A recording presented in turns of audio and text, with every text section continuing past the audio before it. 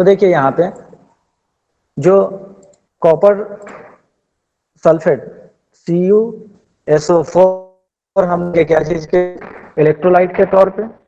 और यहाँ पे 2 इलेक्ट्रोड हम लोग लेंगे, 2 टाइप का। एक जगह लेंगे प्लेटिनम या ग्रेफाइट और एक जगह हम लेंगे क्या, कॉपर। चलिए तो एक वोल्टामीटर ले लेते हैं। दो चीज एक आपने सुना होगा, कंफ्यूज मत कीजिएगा, एक वोल्ट मीटर और एक वोल्टामीटर, दोनों में क्या डिफरेंस है पता है आप लोग को?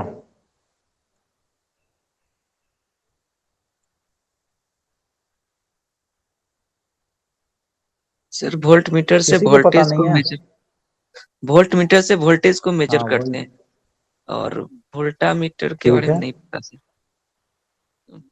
वोल्टा मीटर के बारे वोल्टामीटर में इसी को बोलते हैं, जो जो इलेक्ट्रोलाइटिक सेल हम लोग यूज करते हैं, ये जो पॉड यूज कर रहे हैं इलेक्ट्रोलाइसिस करने के लिए, इसको बोलते हैं आपको इलेक्ट्रोलाइटिक सेल, और इसको वोल्टामीटर भी बोलते हैं।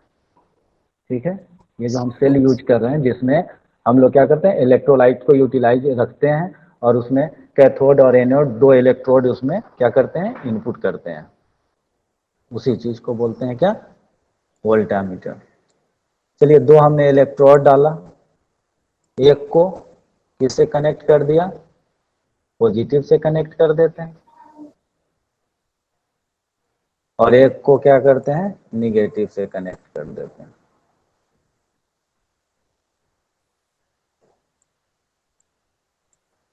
ठीक है, ये दोनों जो इलेक्ट्रोड है ये आपको प्लेटिनम का इलेक्ट्रोड है। यहाँ पे हम क्या करते हैं, H2SO4 सॉल्यूशन लेते हैं, CuSO4 सॉल्यूशन लेते हैं।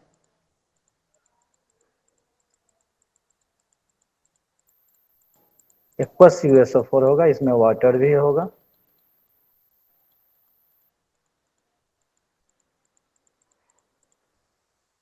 तो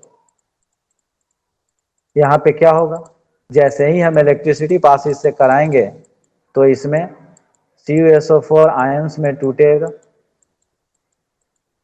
तो कौन कौन से आयंस होंगे यहाँ पे,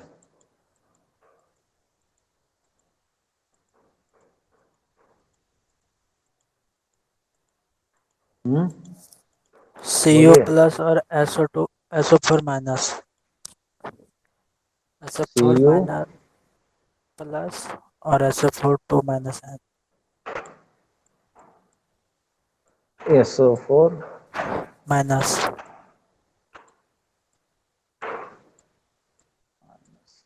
ठीक है, एक्वस है तो H प्लस भी होगा और OH माइनस भी होगा।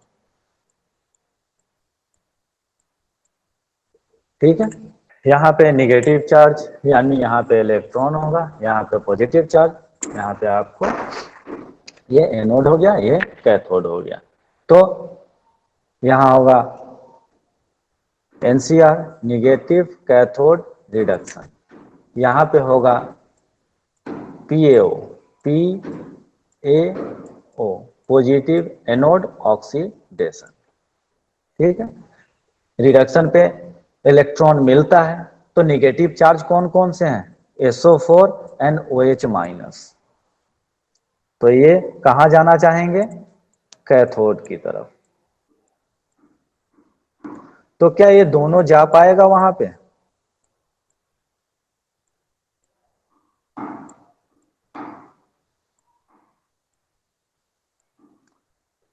हम्म? सर ये नेगेटिव चार्ज है तो एनोड की तरफ अट्रैक्ट करेगा ना। अच्छा निगेटिव है तो एनोड की तरफ जाना चाहिए, सही बात है।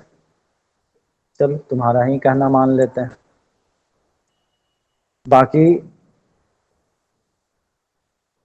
सब कोई बस केवल ऑन करके आराम कर रहे हैं, जब निगेटिव है तो निगेटिव की तरफ जाना ही नहीं चाहिए, तो थोड़ा एक्टिव रहिए। चलिए हम पीछे आ जाते हैं, जितना आगे बढ़ रहे थे उतना। अब ये जाएगा कहाँ पे, एनोड के, एनोड के पास जाएगा तो वहां पे होगा क्या, ऑक्सीडेशन।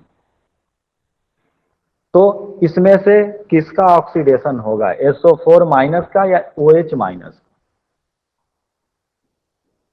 कल एक चीज हमने बताया था कि जो लेस रिएक्टिव है वो पहले ऑक्सीडाइज होगा या वो पहले रिड्यूस होगा। तो SO4 माइनस और OH माइनस में आपका OH माइनस जो है वो लेस रिएक्टिव है, तो OH माइनस जो है पहले इलेक्ट्रोड पे जाएगा, वहां पे उसका ऑक्सीडाइज होगा। तो क्या होगा, वहां पे OH माइनस जब वहां पे जाएगा तो इसको क्या मिलेगा, वहां पे इलेक्ट्रॉन डिफिशिएंट है, तो वहां पे क्या कर देगा, ये इलेक्ट्रॉन इसका ले लिया जाएगा। तो जब इलेक्ट्रॉन ले लिया जाएगा तो ये क्या बन जाएगा, OH। ठीक है, फिर जैसे OH प्लस इलेक्ट्रॉन, इलेक्ट्रॉन वहां पे दे दिया, अब दो OH यहां पे कंबाइन होगा।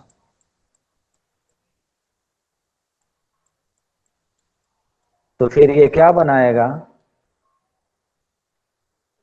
H2O और O2, वो निकलेगा। चलिए वही रहने देते हैं, O प्लस O मिलके क्या बना लेगा, O2।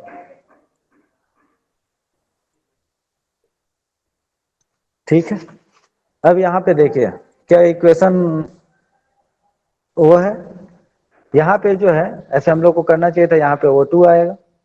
ठीक है, तब ये इक्वेशन बैलेंस करना पड़ेगा। तो यहां पे क्या 3 है, तो 2 2 और ये हो जाएगा 2।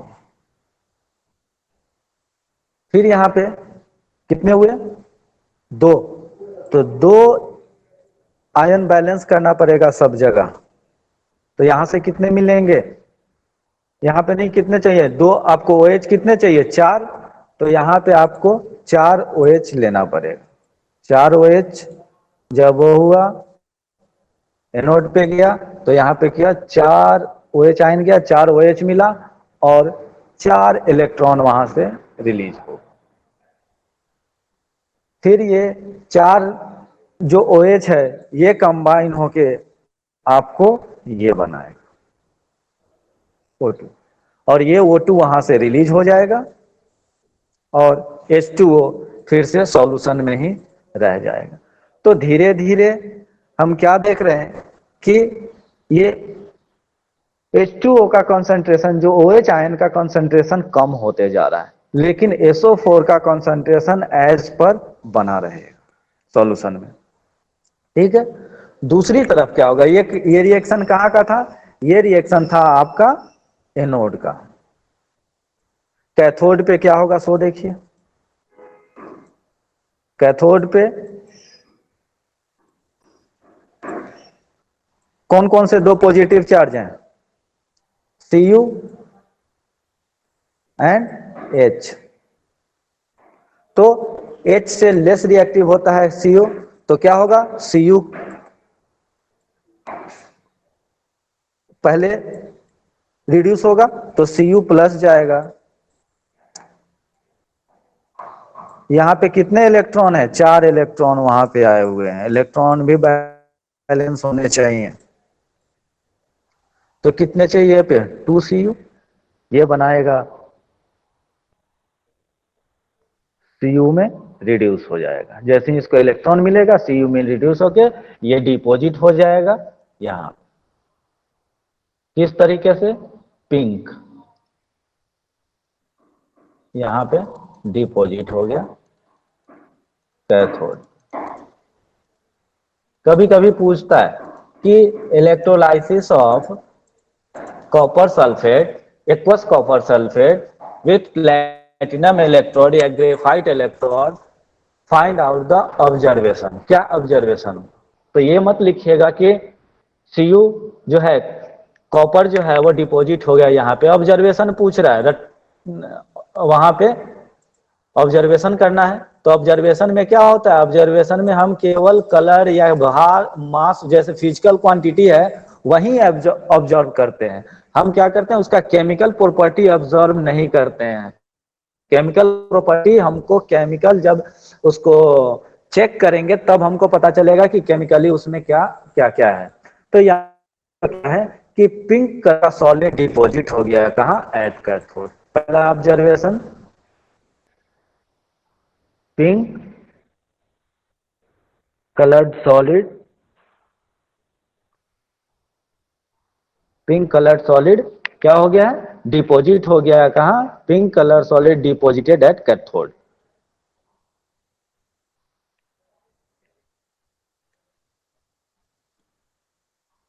Deposited at cathode.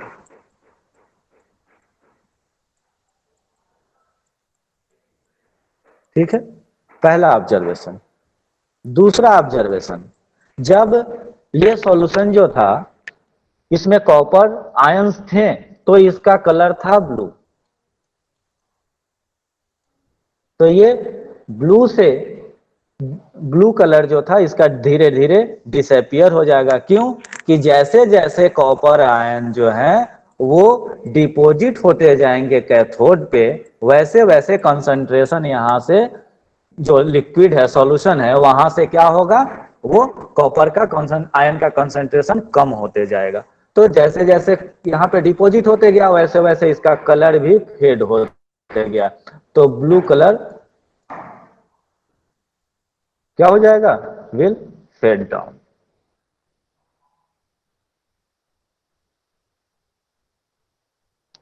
Blue colour क्या हो जाएगा, फेड डाउन हो जाएगा। तो दो ऑब्जर्वेशन है इस प्रोसेस का। तो क्या हुआ यहाँ पे देखिए, जो यहाँ पे जो आयन था Cu2+, वो डिपॉजिट हो गया कहां, यहाँ पे जो आयन था OH-, यहां से क्या निकल गया, यहां से ऑक्सीजन के फॉर्म में, O2 के फॉर्म में बाहर निकल गया। तो इसमें H+ आयन और SO4 आयन का कंसंट्रेशन इंक्रीज होते गए सोल्यूशन।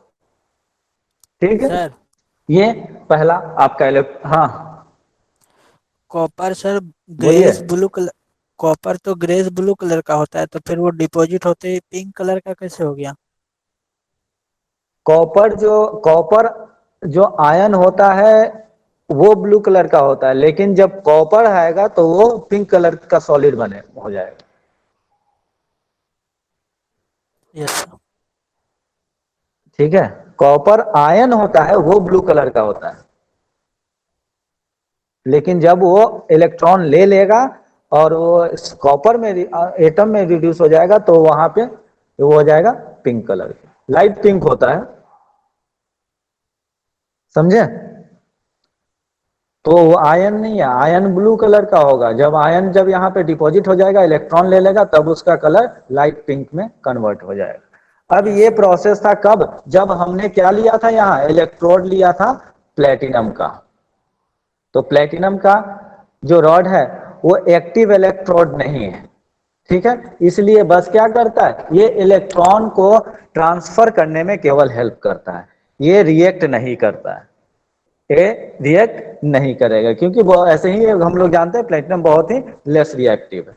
अब दूसरा कंडीशन देखिए, ये चीज अगर स्नैप लेना है तो ले लीजिए, नहीं तो फिर साफ करके इधर दूसरा वो शुरू करते हैं।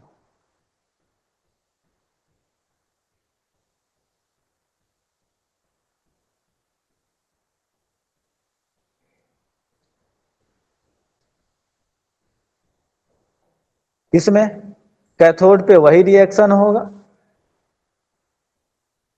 लेकिन दिक्कत है यहाँ पे, कहाँ चेंज कहाँ आएगा, एनोड पे।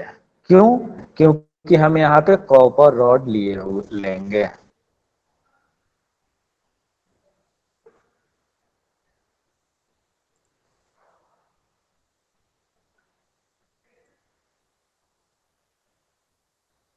ये सारा चीज का अभी इसको समझिए, इसका थ्योरी भी हम लोग देखेंगे जब अपने नोट्स पे चलेंगे, पहले इसको समझ लेते हैं एक बार। तो यहाँ पे देखिए हमने क्या किया, एक ये इलेक्ट्रोड लिया हमने कॉपर का,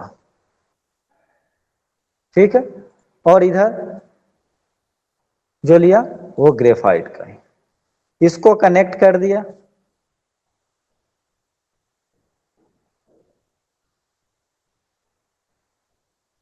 इसको बनाया एनोड, तो पॉजिटिव से इसको हम लोग कनेक्ट कर देते हैं निगेटिव से, कैथोड बन गया ये, ठीक है। अब इसमें क्या करते हैं, इलेक्ट्रोलाइट भर देते हैं कॉपर सल्फेट।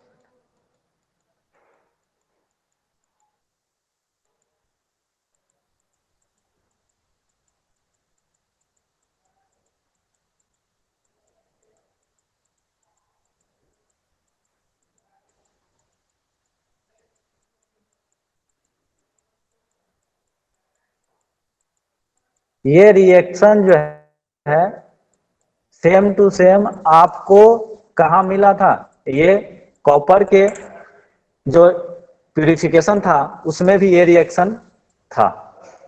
जो इलेक्ट्रोलाइसिस कॉपर, वो ब्लिस्टर कॉपर को जो हम लोग इलेक्ट्रोलाइसिस के द्वारा जो सेपरेट करते थे, प्योर करते थे, वहां पे भी ये रिएक्शन था। अब यहां देखिए कौन कौन से आयन होंगे, यहां पे Cu 2+, फिर SO4 minus minus, H+ and OH-।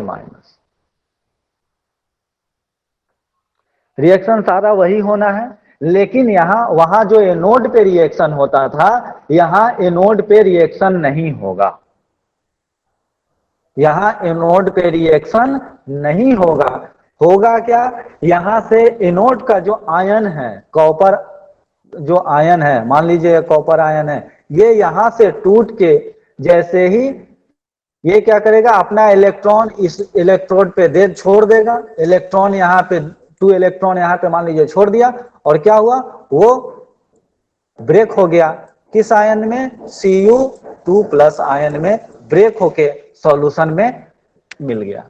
और जैसे बाकी ये जो है ये कहां पे चला जा रहा है, ये जो कॉपर जो आयन जो इस सॉल्यूशन में है वो यहाँ पे डिपॉजिट होते जा रहा है। तो कैथोड पे वही रिएक्शन रहेगा, एनोड पे रिएक्शन क्या होगा, एनोड का रिएक्शन ये होगा कि वहां एनोड पे Cu जो है वो क्या होगा, टूटेगा, Cu2+ एंड 2 इलेक्ट्रॉन। ये Cu जो है वो कहां जाएगा, ये फिर से आपको सॉल्यूशन में चला जाएगा, ठीक है। और यहां पे जैसे ये सॉल्यूशन में जाएगा, ये OH से, फिर यहाँ OH जो है, जो ये 2 आयंस, जो 2 इलेक्ट्रॉन जो यहाँ पे मिल, ये OH जो है वो क्या करेगा, अपना इलेक्ट्रॉन रिलीज करेगा, और ये यहाँ पे फिर भी ये क्या बनेगा, ऑक्सीजन गैस ही वो बाहर निकलेगा, और यहाँ पे Cu हर समय आके टूटते हुए यहाँ पे मिलते जाएगा, इलेक्ट्रॉन वहां पे मिलते जाएगा। अब इस सॉल्यूशन में हम लोग क्या देखेंगे कि इसका जो वहां पे जो ब्लू कलर फेड हो जा रहा था, ये ब्लू कलर रहेगा ही रहेगा। क्यों, क्योंकि कंसंट्रेशन ऑफ Cu2+ आयन जो है वो कंटिन्यूअस बना हुआ है जितना पहले था। क्यों, क्योंकि एनोड कंटिन्यूअसली क्या हो रहा है, एनोड से Cu आयंस टूट के और इसमें गिर रहे हैं, और जो इलेक्ट्रॉन चाहिए वो इलेक्ट्रॉन क्या हो रहा है, यहां से जो Cu2+ आयन जो यहाँ पे निकल रहा है, जो Cu2+ आयन जो हो रहा है, वो इलेक्ट्रॉन जो है इसको मिल जा रहा है, जो कॉपर का इलेक्ट्रॉन था 2 वो एनोड पे मिल रहा है, और वहीं इलेक्ट्रॉन क्या हो रहा है, सर्कुलेट कर रहा है, जिसके कारण करेंट जो है तो सर डिफरेंस क्या है, तो यहाँ पे हाँ, बोलिए, आवाज कट रहा है सर। आवाज कट रहा है, यस, अभी ठीक है। चलिए अभी ठीक है। चलो तो थोड़ा स्लो बोलते हैं, धीरे धीरे गैप ले। तो यहाँ पे देखिए क्या हो रहा है कि Cu2 प्लस जो आयन है वो सॉल्यूशन में कहां से आ रहा है, एनोड से। तो एनोड पे क्या हो रहा है, एनोड पे जो Cu कॉपर जो था वो कॉपर अपना इलेक्ट्रॉन लूज कर रहा है और वो वहां से क्या कर रहा है, वहां से Cu प्लस आयन के फॉर्म में टूट के कहा सॉल्यूशन में मिल जा रहा है। जिसके कारण क्या हो रहा है कि जितना इधर से आयन यहां डिपॉजिट हो रहा है कैथोड पे, उतना ही इधर से, चलिए तो यहां पे देखिए क्या हो रहा है कि Cu जो है एनोड जो है वहां से शिफ्ट हो रहा है Cu2 प्लस आयन में और वो सॉल्यूशन में आ जा रहा है और 2 इलेक्ट्रॉन जो है वो एनोड में मिल को चला जा रहा है जो सर्कुलेट करेगा सर्किट में। उसके बाद जो Cu प्लस आयन जो था वो डिपॉजिट हो रहा है कहाँ, आपका कैथोड पे। तो यहाँ ऑब्जर्वेशन क्या है, एक पहला ऑब्जर्वेशन है कि जो वेट है किसका, कैथोड इलेक्ट्रॉन का, वो इंक्रीज होगा क्योंकि कॉपर आयन वहां पे आकर डिपॉजिट हो रहा है in the form of copper. ठीक है, ये चीज। तो उसके से क्या होगा कि कैथोड का जो वेट है वो इंक्रीज करेगा, बढ़ेगा। दूसरा, जो कॉपर पे कैथोड पे जो है वो पिंक कलर का सॉलिड जो है वो डिपॉजिट हो रहा है। तो pink solid deposited at cathode electrode, second observation. Third observation क्या है कि जो सॉल्यूशन है इलेक्ट्रोलाइट का जो ब्लू कलर है, blue colour of electrolyte does not fade down. यानी क्या हो रहा है कि ब्लू कलर जो है इलेक्ट्रोलाइट का वो फेड डाउन नहीं हो रहा है, वो क्या हो रहा है, कलरलेस नहीं बन रहा है। तो क्या तीनों ऑब्जर्वेशन से जो है रिजल्ट ये आएगा कि यहाँ पे कॉपर Cu2 प्लस आयन का चार्ज मेंटेन हो जा रहा है, किसके कारण, एनोड इलेक्ट्रोड कॉपर का यूज करने के कारण। तो ये जो है कॉपर का जो एनोड इलेक्ट्रोड यूज किए हैं। हाँ, और सर एनोड का वेट नहीं घटेगा, एनोड एनोड पे जो कॉपर रड लिए हैं हाँ, उसका एनोड का वेट घटेगा। हाँ, एनोड का वेट घटेगा, जैसे जैसे एनोड डिकम्पोज होगा टूटेगा वैसे वैसे उसका वेट भी कम होते जाएगा। ठीक है, ये भी ऐसा तो ही कुछ हमने ऑब्जर्वेशन में वहां भी आएगा ना। देखा था एनोड। हाँ, ये सारा चीज जो भी आपको ऑब्जर्वेशन, जो भी आपको इसमें दिखता है फिजिकल चेंजेज, वो सारे ऑब्जर्वेशन में आते हैं और उसके बेसिस पे हम लोग केमिकल चेंजेज को आइडेंटिफाई करते हैं कि इसमें कौन कौन सा पॉसिबल आयन हो सकता है, क्या रिएक्शन हो सकता है। उसके बाद हम लोग इसका केमिकल एनालिसिस करते हैं कि इसमें क्या एक्चुअली हो रहा है। ठीक है, तो इस सारे फिजिकल ये ऑब्जर्वेशन है, इस पे डायरेक्ट क्वेश्चन भी होता है कि कौन कौन से फिजिकल उसमें जो ऑब्जर्वेशन इस इलेक्ट्रोलाइसिस में या फिर इस टाइप का इलेक्ट्रोलाइसिस जहां ये कैथोड और ये एनोड है वहां पे, या ये इलेक्ट्रोलाइट्स है, तो वहां किस किस तरह के ऑब्जर्वेशन होंगे। तो चारों ऑब्जर्वेशन जो भी आपको यहाँ से हो रहे हैं उसमें से कोई भी एक या दो या सभी वहां लिस्टेड हो सकते हैं क्वेश्चन में, या फिर इसके बारे में आपको वो भी पूछ सकता है कि इसको डिस्क्राइब कीजिए, इसको वो कीजिए। तो यहाँ पे क्या होगा, डिस्क्राइब करने के पीछे अगर सब्जेक्टिव क्वेश्चन होता है लॉन्ग आंसर, तो सबसे पहले तो हम यहाँ पे एनोड कैथोड सारा प्रोसेस को डिफाइन करते हैं कि हम यहाँ पे इलेक्ट्रोलाइट क्या यूज कर रहे हैं, वो क्या चीज में टूटेगा। फिर उसके बाद उस रिएक्शन को लिखते हैं, कैथोड कौन क्या रिएक्शन टेक प्लेस करेगा, एट एनोड क्या रिएक्शन टेक प्लेस करेगा, कितने पॉसिबल आयन बनेंगे, यही दो आयन क्यों रिएक्ट करेंगे, और ये दोनों में से ये आयन क्यों रिएक्ट करेगा, ये क्यों नहीं रिएक्ट करेगा। तीसरा चीज है कि अगर एक से ज्यादा आयन है तो उसके बेसिस पे हम लोग किस बेसिस पे उसको रिएक्ट करते हैं। तो सबसे पहला आपको ये करना है, एक metal series, metal reactivity series. ठीक है, मेटल रिएक्टिविटी सीरीज वो याद होना चाहिए। एक दो है तो चलिए आप याद कर लेंगे।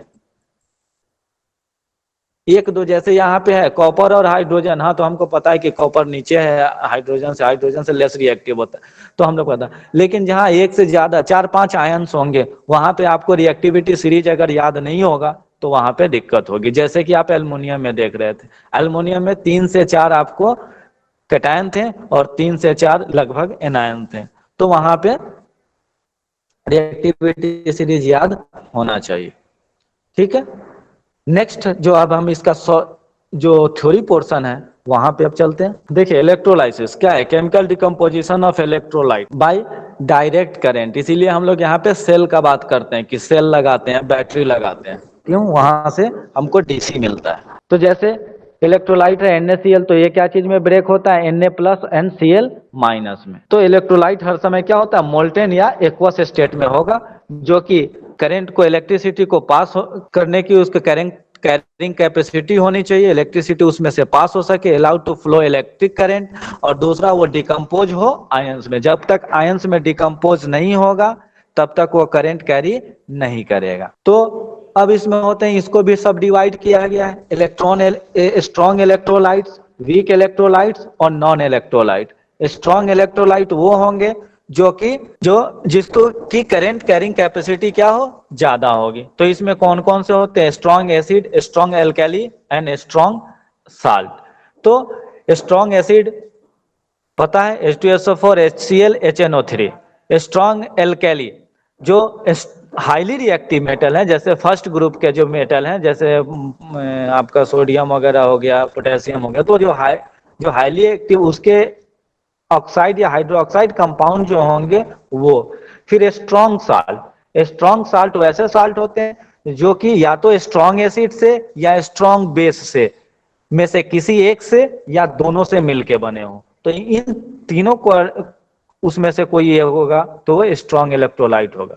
उसके बाद दूसरा है जो वीक इलेक्ट्रोलाइट, जिसको इलेक्ट्रिक करंट करने की कैपेसिटी कम होती है। नॉन इलेक्ट्रोलाइट जिसमें कि इलेक्ट्रिक करंट कैरी नहीं होता है, उसके कुछ एग्जाम्पल दिए हुए हैं। नेक्स्ट जो है यहाँ पे आपका डिटेल उसका वो दिया डेफिनेशन वगैरह। डेफिनेशन जैसे आप देखिए electrolyte, the substance whose aqueous solution undergo decomposition into ions when electric current passes through them। कैसे इलेक्ट्रिक करंट, डायरेक्ट करंट, यहाँ AC पास नहीं करवाते हैं, डायरेक्ट करंट हम लोग पास करवाते हैं। ठीक है, is pass through them are known as electrolytes and the whole process, जितने भी ये प्रोसेस है जो हम सेटअप बनाते हैं, इलेक्ट्रोड इसमें डालते हैं, इस प्रोसेस को बोलते हैं इलेक्ट्रोलाइसिस या इलेक्ट्रोलाइटिक डिकम्पोजिशन। ठीक है, नेक्स्ट चीज आपको जो बता रहे थे वोल्टेमीटर यानी इलेक्ट्रोलाइटिक सेल, जो ये सारा का सारा सेटअप बना बनाया भी आता है, जिसको हम लोग डायरेक्ट उसमें इलेक्ट्रोलाइटिक प्रोसेस करना स्टार्ट कर सकते हैं। लैब में भी आपके जो ऐसे 10th-12th के भी लैब में होता है, केमिस्ट्री के लैब में। तो the device in which the process of electrolysis या electrolytic decomposition is carried out is known as electrolytic cell. जहां पे जो इलेक्ट्रोलाइसिस प्रोसेस को किया जाता है जिस सेल के अंदर, उसको हम लोग बोलते हैं इलेक्ट्रोलाइटिक सेल या वोल्टामीटर। वोल्टामीटर एंड वोल्टमीटर दोनों में बस ए नहीं होता बीच में, अगर वोल्टमीटर लिखना तो यहाँ ए हट जाएगा, ऐसे वोल्टामीटर ये है, बस थोड़ा सा डिफरेंस है। ठीक है, तो ये क्या करता है वोल्टमीटर, ये क्या करता है, ये electrical energy into chemical energy, electrical energy को कन्वर्ट कर देता है किसमें, केमिकल एनर्जी में। यहाँ पे हम लोग क्या करते हैं, डिकम्पोज करते हैं उसको, जो भी केमिकल होता है उसको डिफरेंट आयन में, इसको या फिर हम लोग क्या करते हैं वहां पे सेपरेशन के लिए भी यूटिलाइज करते हैं। बहुत जगह आपने देखा जैसे हाईली रिएक्टिव मेटल्स वगैरह जो हैं वहां पे हम लोग क्या करते हैं, उसके सेपरेशन के लिए वहां पे हम उसको उसके केमिकल प्रॉपर्टी को यूटिलाइज करके उसको वहां से सेपरेट करते हैं। ठीक है, इलेक्ट्रोड जहां पे ऑक्सीडेशन हो उसको कहते हैं एनोड, पॉजिटिव पोल, और जहां पे रिडक्शन हो उसको कहते हैं नेगेटिव पोल यानी कैथोड। ठीक है, तो वही चीज है, सी फॉर कैटायन और सी फॉर कैथोड। कैटायन कहाँ जाएगा, कैथोड के पास, एनायन कहाँ जाएगा, एनोड के पास। नेक्स्ट जो है प्रिफरेंशियल डिस्चार्ज थ्योरी, जो कि हम आपको बता रहे थे कि क्यों ये रिएक्ट करेगा या क्यों रिएक्ट नहीं करेगा। क्यों जो है कोई दो से ज्यादा अगर आयंस है तो यही आयंस रिएक्ट करेगा और ये आयंस रिएक्ट नहीं करेगा। तो क्या है कि जब एक से ज्यादा आयन जो है एक पार्टिकुलर इलेक्ट्रोड की तरफ अट्रैक्ट होता है तो जिसका लिस्ट एनर्जी चाहिए, विच रिक्वायर लिस्ट एनर्जी, या ions with lower discharge potential, यानी जिसका रिएक्टिविटी कम हो, जिसका कम रिएक्टिविटी हो वो जल्दी डिस्चार्ज हो जाएगा, वो जल्दी उसका डिस्चार्ज पोटेंशियल कम होगा तो वो क्या हो जाएगा, वो पहले वो डिस्चार्ज होगा। तो इसी को बोलते हैं प्रेफरेंशियल डिस्चार्ज थ्योरी। ठीक है, तो इसमें कुछ वो होते हैं कि कौन कौन से, एक तो आपको बताया कि रिएक्टिविटी सीरीज आप याद कीजिए मेटल का, उसके हिसाब से मेटल का आप वो कर सकते हैं कि कौन सा मेटल कब रिएक्ट करेगा और कौन सा मेटल रिएक्ट नहीं करेगा, तो कौन सा ऑक्सीडाइज होगा कौन सा रिड्यूस होगा। दूसरा चीज इसमें हम लिस्ट कर देंगे कुछ आयंस जैसे SO4, ये सब जो है कौन कौन, NO3 माइनस, ये सब कौन कौन से आयन जो हैं वो पहले रिड्यूस होंगे कौन से बाद में। तो मुश्किल से ये 8 से 9 है जो ज्यादातर इलेक्ट्रोलाइसिस प्रोसेस में यूटिलाइज होते हैं, कुछ एक्सेप्शनल केस है वो भी यूटिलाइज होता है, तो इसलिए थोड़ा वो भी आपको सीरीज याद रखना चाहिए। तो ये रहा इलेक्ट्रोलाइसिस का बात। इसमें नेक्स्ट जो हमारा आएगा वो आएगा फैराडे लॉ, और उस पर कुछ न्यूमेरिकल है। फैराडे लॉ रिलेट करता है अमाउंट ऑफ चार्ज से और वेट ऑफ द डिकम्पोजेज या वेट ऑफ द डिकम्पोजेज ये इलेक्ट्रोलाइट से, कि इलेक्ट्रोलाइट जो है वो कितने आयन डिकम्पोज होंगे या कितने आयन जो हैं टूटेंगे। ठीक है, और उसमें क्या इलेक्ट्रिसिटी या क्या हमको कितना अमाउंट ऑफ इलेक्ट्रिसिटी यूटिलाइज करना पड़ेगा या देना पड़ेगा। तो ये सारा का सारा जो इलेक्ट्रोलाइसिस प्रोसेस है ये आता है इलेक्ट्रोकेमिस्ट्री के अंतर्गत, जहां पे हम लोग क्या करते हैं, relationships between electric current and chemical behaviour of the compound study करते हैं, यानी इलेक्ट्रिसिटी से उसके केमिकल नेचर पे क्या इम्पैक्ट पड़ता है। ठीक है, तो फैराडे लॉ वगैरह हम लोग नेक्स्ट उसमें क्लासेस में देखेंगे और उस पर कुछ न्यूमेरिकल करेंगे। नेक्स्ट जो हमने पिछले उसमें पढ़ा था वो था आपका रिडॉक्स रिएक्शन, जहां पे ऑक्सीडेशन एंड रिडक्शन दोनों होता है। और तो ऑक्सीडेशन का हम लोग पता है कि क्या क्या ऑक्सीडेशन में क्या आता है और रिडक्शन में क्या आता है। ठीक है, तो बताइए ऑक्सीडेशन प्रोसेस किसको बोलते हैं, किस किस कंडीशन को हम लोग बोलेंगे कि यहाँ पे ऑक्सीडेशन हुआ है और किस कंडीशन को बोलेंगे कि यहाँ पे रिडक्शन टेक्स प्लेस हुआ है। बहुत कुछ हम लोग रिडक्शन और ऑक्सीडेशन के बारे में अभी तक पढ़ चुके हैं। सर ऑक्सीडेशन किसको बोलते हैं? Sir gaining of oxygen and reduce hydrogen, उसको ऑक्सीडेशन कहते हैं सर। गेनिंग गेन करता है तो ऑक्सीजन सर। हाँ ऑक्सीडेशन हो गया, ठीक है। ऑक्सीडेशन ऑक्सीजन का जहाँ पे जुड़ना और हाइड्रोजन का निकलना, separation of hydrogen and attachment of oxygen, and in case of electron electron का भी निकलना, इलेक्ट्रॉन का निकलना, ठीक है, ये गुड, हाँ गुड। वहां पे इलेक्ट्रॉन का निकलना भी क्या होता है, ऑक्सीडेशन होता है। तो इलेक्ट्रॉन का जो निकलना किसी भी चीज, किसी भी केमिकल रिएक्शन में ऑक्सीडेशन स्टेट, जैसे मान लीजिए कहीं पे क्या होता है, हम लोग एक बार जब Fe2O3 को जब CO से रिएक्ट कराते हैं तो क्या बनता है, Fe3O4। तो यहाँ पे क्या हुआ, प्लस CO2, यहाँ पे क्या हुआ बताइए। आयरन के केस में हम आप यहाँ पे कर, चलिए रिएक्शन लिखते हैं पहले तब, Fe2O3 प्लस CO बनेगा क्या, Fe3O4 प्लस CO2।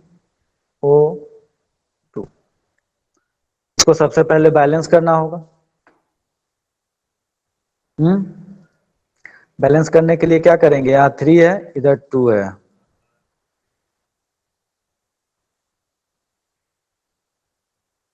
सिक्स, ये 9 और 8 9 10। और कुछ करना पड़ेगा बैलेंस करने के लिए, या बैलेंस हो गया? आप लोगों को कुछ ऐसे हो गया। रिएक्शन ही देना पड़ेगा बैलेंस करने के लिए। हो हो गया। गया ना। चलिए यहाँ पे ये बताइए, जो Fe आयरन है, इसका ऑक्सीडेशन हुआ या रिडक्शन हुआ, किस ऑक्सीडेशन स्टेट से किस ऑक्सीडेशन स्टेट में गया? ऑक्सीडेशन मतलब क्या होता है, lose, loss of electron. Loss of oxidation मतलब लॉस ऑफ इलेक्ट्रॉन ही होता है ना। Yes sir. इलेक्ट्रॉन छोड़ना ऑक्सीडेशन है, इलेक्ट्रॉन गेन करना रिडक्शन है। तो मान लीजिए कोई एक्स एलिमेंट है, यहाँ पे उसका है 2+ स्टेट में, ये रिएक्ट किया और चला गया किसमें, एक्स हो गया 3+ स्टेट में। तो 3+ जब पॉजिटिव चार्ज बढ़ा तो क्या हुआ, एक इलेक्ट्रॉन इसने छोड़ दिया। दूसरा कंडीशन है, मान लीजिए कोई वाई एलिमेंट है, यहाँ पे है वो 1- स्टेट में, इधर गया तो ये हो गया वाई स्टेट में। तो यहाँ पे क्या हुआ, एक इलेक्ट्रॉन इसने क्या किया, प्लस यानी लिया या दिया, बोलिए सही है या गलत है? सही है। ठीक है सर। लिया तो एक इलेक्ट्रॉन, ठीक है, ये बिल्कुल, जब यहाँ इलेक्ट्रॉन माइनस चार्ज खुद है और ये इलेक्ट्रॉन लेगा तो इस पे तो और ये माइनस प्लस चार्ज होगा आ सर। जाएगा ना, तो इस पे तो और माइनस चार्ज आ जाएगा। तो ये क्या हुआ, जब यहां से यहां आया तो इसने इलेक्ट्रॉन लूज करेगा यहां, ठीक है, Y से Y-1 में गया, फिर यहां क्या करेगा, इलेक्ट्रॉन लूज करेगा। जब इलेक्ट्रॉन अगर जुड़ेगा तो माइनस चार्ज बढ़ेगा, जब इलेक्ट्रॉन रिलीज होगा वहां से तो प्लस चार्ज बढ़ेगा। यहां देखिए प्लस चार्ज इंक्रीज हो रहा है, ठीक है, अगर प्लस में है। यहां क्या है, माइनस में था और वो क्या किया, एक इलेक्ट्रॉन लिया, नहीं एक इलेक्ट्रॉन छोड़ा, तब ये क्या हुआ, न्यूट्रल हुआ, एक इलेक्ट्रॉन यहाँ पे रिलीज किया। इस कंडीशन में क्या है, वाई न्यूट्रल है, न्यूट्रल है तो अगर इस पे माइनस चार्ज आता है तो क्या होगा, एक इलेक्ट्रॉन इसने लिया है, तो हम यहाँ पे इधर जो एक इलेक्ट्रॉन दिए ये गलत, तो कहाँ इलेक्ट्रॉन देना पड़ेगा, प्लस इलेक्ट्रॉन, यानी एक इलेक्ट्रॉन इसने क्या होगा, एक्सेप्ट किया। ये तीनों केस क्या बताता है,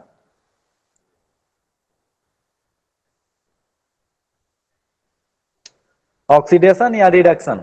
किसी के पास कोई उत्तर नहीं है? Oxidation sir. क्या बोलेंगे इसको,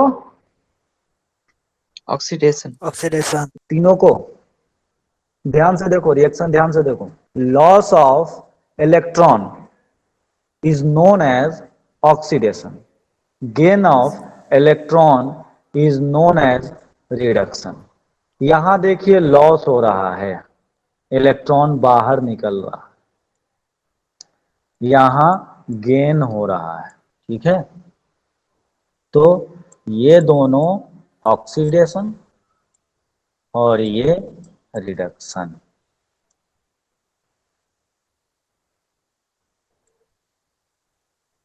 ये ध्यान से देखिए, इसमें हर जगह आपको इलेक्ट्रॉन, ये ऑक्सीजन का जुड़ना और हाइड्रोजन का निकलना नहीं मिलेगा, लेकिन आप इलेक्ट्रॉन के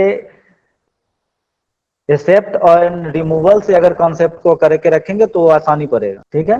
तो यहां क्या हो रहा है, जहां पे, लेकिन यहां पे देखिए ये पॉजिटिव चार्ज था, ठीक है, ये और इलेक्ट्रॉन लूज कर दिया, ये निगेटिव चार्ज था, इसने क्या किया, ये जो है एक इलेक्ट्रॉन लूज करके न्यूट्रल हो गया, लेकिन दोनों ने इलेक्ट्रॉन लूज किया, इसलिए क्या है, ऑक्सीडेशन। ये क्या किया, ये न्यूट्रल था, इसने एक इलेक्ट्रॉन गेन किया, तो जब गेन किया इलेक्ट्रॉन तो क्या हो जाएगा, रिडक्शन। तो जैसे हमने वहां पे बताया था CaO,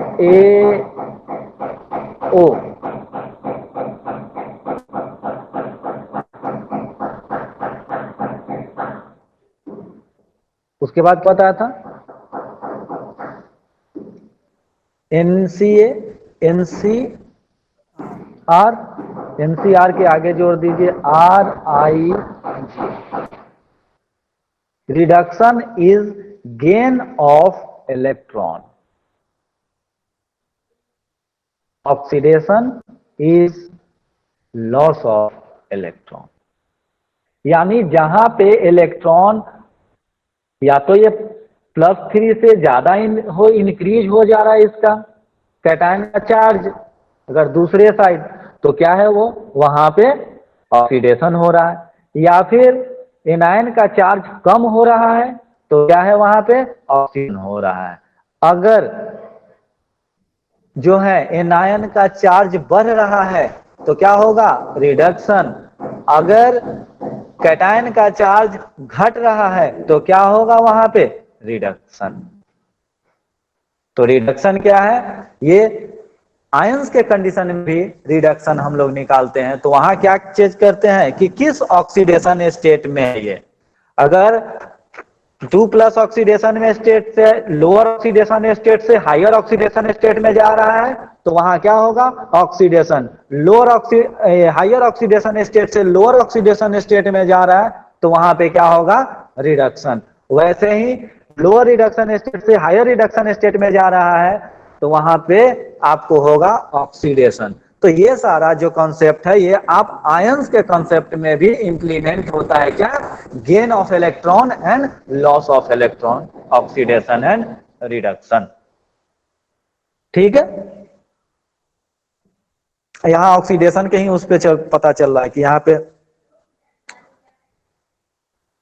2 था और यहाँ पे आपको जो ऑक्सीजन इनपुट हो रहा है, यहाँ पे ऑक्सीजन विड्रॉ हो रहा है,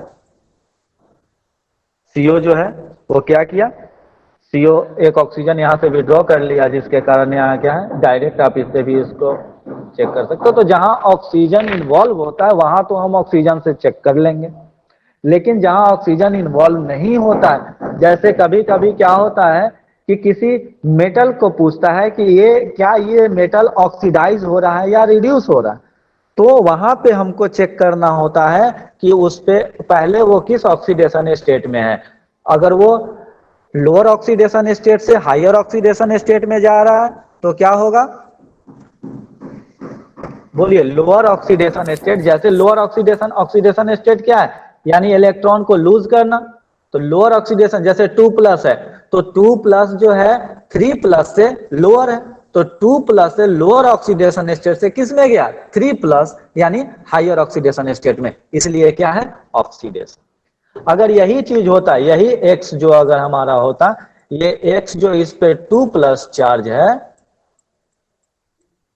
ये इधर क्या होता, यहां से एक इलेक्ट्रॉन एक्सेप्ट करता और ये हो जाता X+।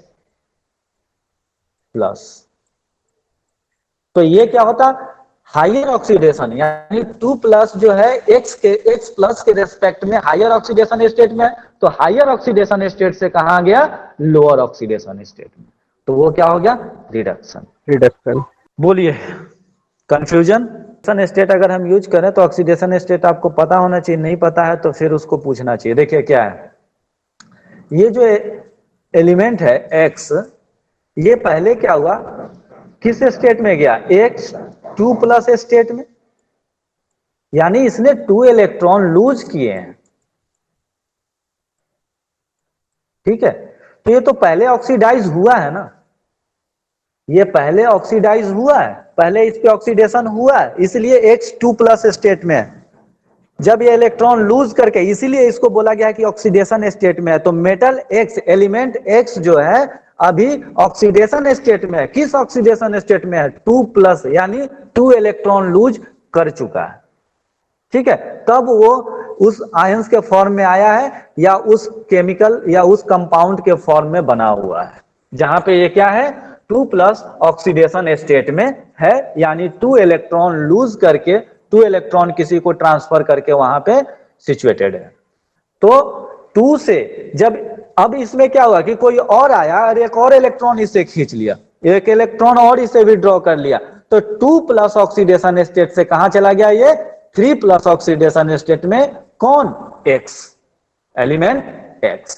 तो क्या है ऑक्सीडेशन स्टेट? ये बताता है, हम यूज कर रहे हैं कि ये ऑक्सीडाइज हुआ है, उस ऑक्सीडेशन स्टेट में अभी ये है। उससे और अगर बिलो जाएगा, यानी और इलेक्ट्रॉन लूज करा, तो वहां फिर से इसका ऑक्सीडेशन हो रहा है। और अगर ये वहां इलेक्ट्रॉन एक्सेप्ट कर रहा है, तो वहां पे क्या होगा? ऑक्सीडेशन स्टेट तो है, लेकिन क्या है? ये इलेक्ट्रॉन एक्सेप्ट करके कुछ अपना जो है रिड्यूस हो गया, यानी वहां पे उसका रिडक्शन हुआ। समझे? चलिए इसको यहीं पे कंप्लीट करते हैं। आज के लिए इतना ही।